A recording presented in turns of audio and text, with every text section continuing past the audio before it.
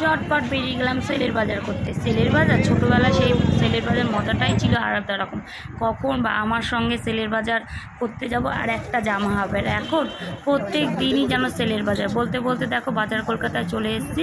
ছেলে একটু জামা কিনছে টুকটাক, আর তীর্থ কিনেছে, তীর্থরও কেনা গেছে। এই যে বাজার কলকাতা। আর কেনা মানেই খাওয়া দাওয়া। আর ছেলে খাচ্ছে পাপড়ি চাট। দুঃখের বিষয় আমি খেতে পারবো না, যেহেতু নীলের পুজো পরের দিন পড়েছিল, তার একদিন নিরামিষ খেয়েছিলাম, তাই জন্য কোনো কিছু খাইনি আমি। আর ভীষণ খিদে পেয়ে গেছিলো, চটপট খেয়ে নিলাম। তারপর খাওয়া দাওয়া হয়ে গেল। কালকে নীলের উপোস, তাই জন্য ওই ডাব, কলা, আরও ফল কিনলাম। একটুখানি ফুল বলে 80 টাকা। বাবারে বাবা, পাগল হয়ে যাব।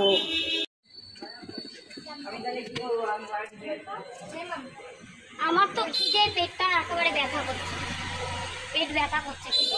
কি করে আজকে হলো, কালকে নীলের উপোস, আর আজকে তো নিরামিষ খেতে হয়, তাই জন্য তো কোনো কিছু খেতে পারবো না, তাই জন্য কোনো কিছু খাইনি। বাবারে আমার টাকটাকে এত চকচক করছে, আমার ব্যাগটা খালি হয়ে গেছে। টাকা তো থাকবে, তার থেকে টাকটা বেশি চকচক করছে। টাকা আছে, চা বিস্কুট খেয়ে বেরিয়েছিল। আর তীর্থকে দিয়ে দিয়েছি ভারী ব্যাগটা, আমি নিয়েছি হালকা ব্যাগটা। আমি কিন্তু ছেলে কিচ্ছু কিনিনি, ছেলে শুধু খেলা খেতে গেছে, ছেলে কিছু কিনিনি।